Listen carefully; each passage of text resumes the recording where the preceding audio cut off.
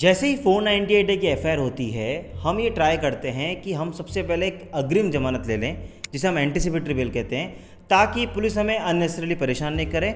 और अगर अग्रिम जमानत मिल गई तो सारी टेंशन्स खत्म। लेकिन अग्रिम जमानत कैसे लें, कहाँ से लें, और 498 के केस में ऐसा क्या करें कि हमें अग्रिम जमानत मिल जाए। और साथ ही साथ एक सबसे बड़ी बात कि आजकल हाई कोर्ट ऐसी कंडीशंस लगाती है जिससे सुनकर आप भी चौंक जाएंगे और सुप्रीम कोर्ट भी चौंक गई। तो आज हम उस सुप्रीम कोर्ट जजमेंट का भी आज डिस्कशन करेंगे, जहां सुप्रीम कोर्ट ने बताया कि 498 की बेल देते समय आप कौन सी कंडीशंस लगा सकते हैं और कौन सी नहीं। सारी बातों को जानने के लिए आपको आज का एक खास वीडियो देखना होगा एंड तक।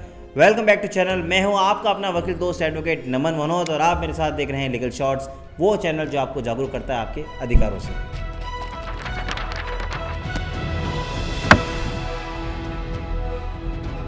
दोस्तों, आज हम बात कर रहे हैं सुप्रीम कोर्ट के लैंडमार्क जजमेंट के बारे में, जहां उन्होंने 498 में मिलने वाली अग्रिम जमानत में जो कंडीशंस लगाई जाती है उसके बारे में बात करिए। आज हम बात करेंगे अग्रिम जमानत के कॉन्सेप्ट के बारे में और बताएंगे कि कैसे आप 498 की बेल ले सकते हैं। ये सारी बातें आज हम जानेंगे इस खास वीडियो में। लेकिन वीडियो शुरू करने से पहले एक जरूरी अनाउंसमेंट, आपके जीवन में कोई कानूनी समस्या है या आप कोई समाधान चाहते हैं उसका, तो एक नीचे लिंक दे रहा हूँ, उस लिंक पर क्लिक करके आप घर बैठे अपनी समस्या का समाधान पा सकते हैं। और ऐसे कंटेंट को फॉलो करने के लिए प्लीज़ सब्सक्राइब लीगल शॉर्ट्स। तो आज हम जिस जजमेंट का बात कर रहे हैं उसका नाम है Sudeep Chatterjee versus state of Bihar 2024 supreme court का। नीचे लिंक दे रहा हूँ, पूरा भी आप पढ़ सकते हैं। इस केस के फैक्ट्स में ये होता है कि हस्बैंड वाइफ की जब शादी हो जाती है, आपस में जब डिस्प्यूट होता है, तो हस्बैंड सेक्शन 13 का पिटिशन डालता है। Section 13 of Hindu marriage act कहता है डिवोर्स पिटिशन के बारे में। जब ये डिवोर्स पिटिशन डाल देता है तो अल्टीमेटली वाइफ 498 आईपीसी में एक एफआईआर दर्ज कराती है अपने हस्बैंड के खिलाफ। 498 हम सब जानते हैं, जो ये कहता है कि अगर आप अपनी वाइफ को किसी भी तरह से परेशान करें और उसे दहेज की मांग करें तो उसमें 498 का सेक्शन अट्रैक्ट होता है। तो इस केस में भी वाइफ ने 498 की एफआईआर दर्ज कराई। जैसे एफआईआर दर्ज हुई, सबसे पहले हस्बैंड ने सोचा कि मैं अग्रिम जमानत ले लूं और मैं अपने आप की बेल सिक्योर कर लूं। अब इस वीडियो में और आगे बढ़ें उससे पहले थोड़ा इस 438 यानी एंटीसिपेटरी बेल के कॉन्सेप्ट को जान लेते हैं। 438 सीआरपीसी जो बात करता है अग्रिम जमानत एंटीसिपेटरी बेल की, या मैं नए कानून बीएनएसएस की बात करूं तो वहाँ ये सेक्शन है 482 बीएनएसएस का। दोनों एक ही बात कहते हैं अग्रिम जमानत के बारे में।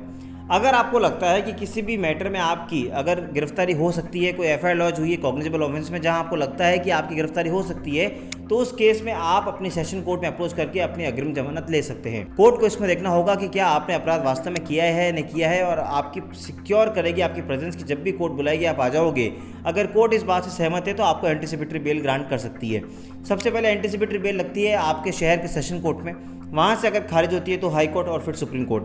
मजिस्ट्रेट के पास इसका जुरिडिक्शन नहीं होता है। दूसरी सबसे इंपॉर्टेंट बात, जब आप बेल एप्लीकेशन लगाते हैं तो आपको सिर्फ एक एफआईआर की कॉपी चाहिए होती है, और उस एफआईआर की कॉपी के साथ अगर आपके कोई रेलेवेंट डॉक्यूमेंट है तो वो लगा के आप अपने सेशन कोर्ट में एक एंटीसिपेटरी बेल लगा सकते हैं। कई बार ऐसे जजमेंट भी देखने को मिले हैं जहाँ सुप्रीम कोर्ट कहती है कि एफआईआर लॉज नहीं भी हो, लेकिन अगर आपको लगता है कि किसी मैटर में आपकी गिरफ्तारी हो सकती है तो उसमें भी आप बिना एफआईआर को लगाए आप अपनी बेल लगा सकते हैं। खैर, अब हम आते हैं इस मुद्दे पर और इस जजमेंट के ऊपर।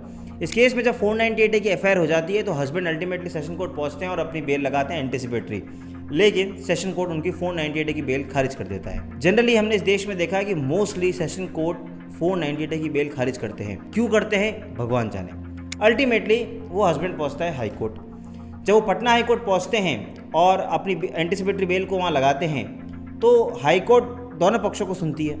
सुनने के बाद अल्टीमेटली हाई कोर्ट बेल तो ग्रांट कर देती है, लेकिन एक बड़ी अजीब सी कंडीशन लगाती है। पटना हाई कोर्ट एक कंडीशन लगाती है कि आपको within 4 week of this order एक जॉइंट एफिडेविट देना होगा कि आप दोनों मिलकर रहेंगे और राजी खुशी रहेंगे। साथ ही साथ हस्बैंड जो पिटिशनर होता है उसको बोलते हैं कि हम आपको इसी कंडीशन पे बेल दे रहे हैं कि आप अपनी वाइफ की physical as well as financial requirement का पूरा ध्यान रखेंगे, उसको फुलफिल करेंगे। अब हस्बैंड चौंक जाता है।